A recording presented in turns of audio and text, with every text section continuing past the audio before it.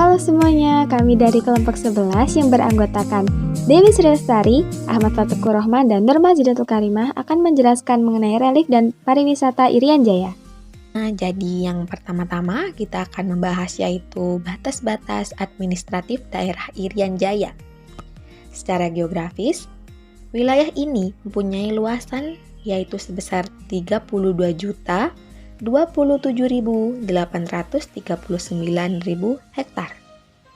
Secara administratif, wilayah Papua memiliki 28 kabupaten serta 1 kota yang dimana terbagi ke dalam 470 distrik dan 4.378 kampung atau desa.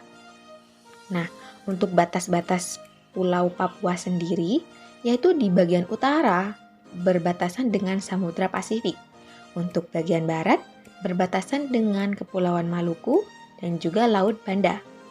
Untuk bagian selatan berbatasan dengan benua Australia, Samudra Hindia, Teluk Carpentaria, dan Laut Arafuru. Untuk bagian timur, Papua sendiri berbatasan dengan Papua Nugini.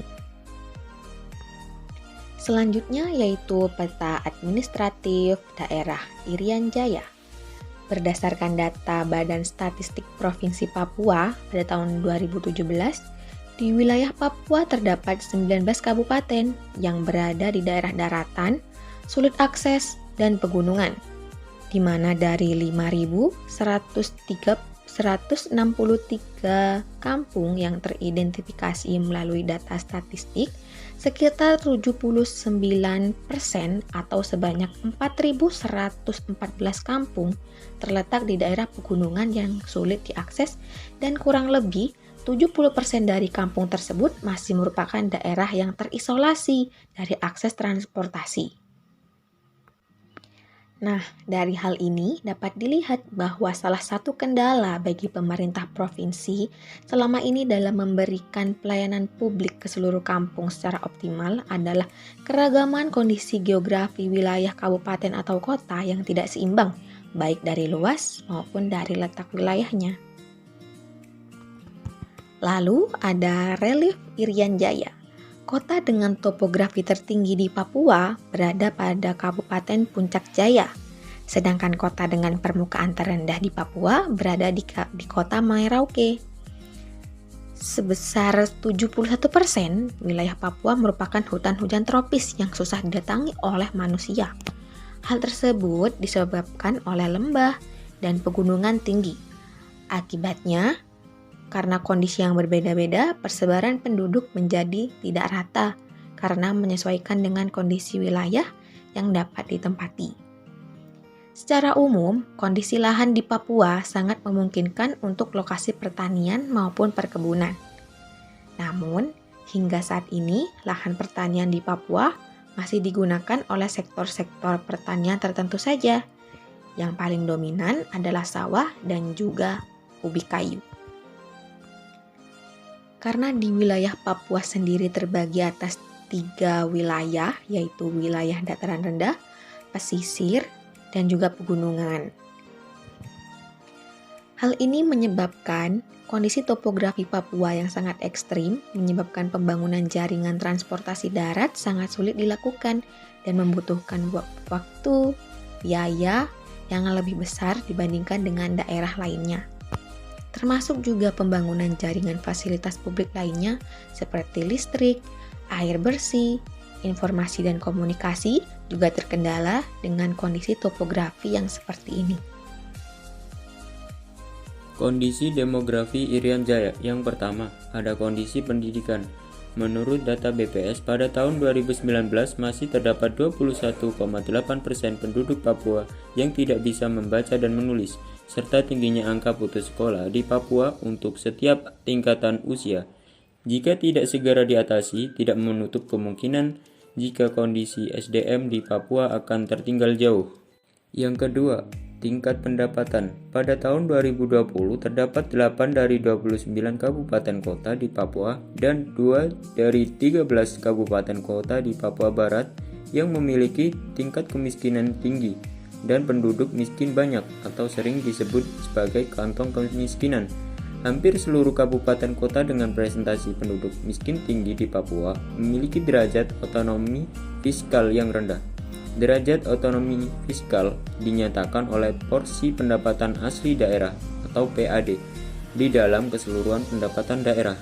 Yang ketiga, tingkat kesehatan. Hampir seluruh kabupaten kota tersebut memiliki kesulitan akses menuju pelayanan kesehatan. Penduduk miskin yang berobat jalan terdapat di sekitar 38% kabupaten kota di Papua Barat, dan hampir seluruh kabupaten kota tersebut menghadapi kesulitan akses menuju layanan kesehatan berdasarkan data BPS tahun 2018. Ketenaga kerjaan di Irian Jaya. Mayoritas masyarakat Irian Jaya bekerja di sektor informal atau usaha ekonomi di sektor kecil. Dan tidak sedikit pula penduduk miskin di Irian Jaya yang tidak bekerja. Dari tabel diketahui bahwa tiap tahun angka pengangguran di Irian Jaya selalu berbeda-beda. Potensi pariwisata di Irian Jaya. Selain memiliki relief yang sangat indah, Irian Jaya juga memiliki potensi pariwisata yang sangat banyak. Di antaranya adalah ada Raja Ampat, Lembah Baliem, Puncak Jaya, Pantai Holtekam, Taman Nasional Lawrence, dan air terjun Sayureri. Raja Ampat terkenal dengan keindahan lautnya yang memukau dengan terumbu karang yang berwarna-warni dan beragam jenis ikan. Raja Ampat juga memiliki pulau-pulau yang sangat indah yang dapat dijelajahi dengan menyewa kapal.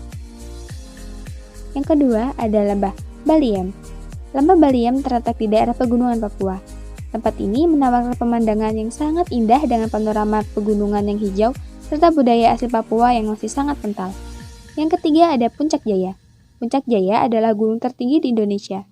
Para pendaki dapat menikmati pemandangan alam yang luar biasa dan tantangan yang seru ketika mendaki gunung ini. Selanjutnya ada Pantai Holtekam. Pantai Holtekam adalah salah satu pantai terbaik di Irian Jaya dengan pasir putih yang sangat halus dan laut yang biru jernih. Tempat ini sangat cocok untuk menikmati keindahan alam dan bersantai di tepi pantai. Selanjutnya ada Taman Nasional Lawrence. Taman Nasional Lawrence adalah satu taman nasional terbesar di Indonesia dan juga menjadi salah satu situs warisan dunia UNESCO. Taman ini menawarkan keindahan alam yang luar biasa dengan berbagai macam flora dan fauna yang sangat unik. Terakhir, ada air terjun Sayureri. Air terjun Sayureri adalah satu air terjun yang terindah di Irian Jaya dan ketinggian sekitar 35 meter. Tempat ini menawarkan pemandangan sangat indah. Selain memiliki potensi pariwisata yang sangat banyak, tidak menutup kemungkinan bahwa Irian Jaya juga memiliki permasalahan pariwisata. Di antaranya adalah aksesibilitas yang terbatas, kurangnya fasilitas pariwisata, masalah keamanan, kurangnya promosi pariwisata. Yang pertama ada aksesibilitas yang terbatas. Hal ini menjadi salah satu permasalahan utama dalam industri pariwisata di Papua, karena aksesibilitasnya yang sangat terbatas. Wilayah Papua memiliki akses transportasi yang kurang baik dan terbatas, terutama di daerah pedalaman, yang membuat wisatawan sulit untuk mencapai lokasi wisata. Selanjutnya adalah masalah keamanan. Masalah keamanan dan konflik di Papua sering terjadi, terutama di daerah perbatasan.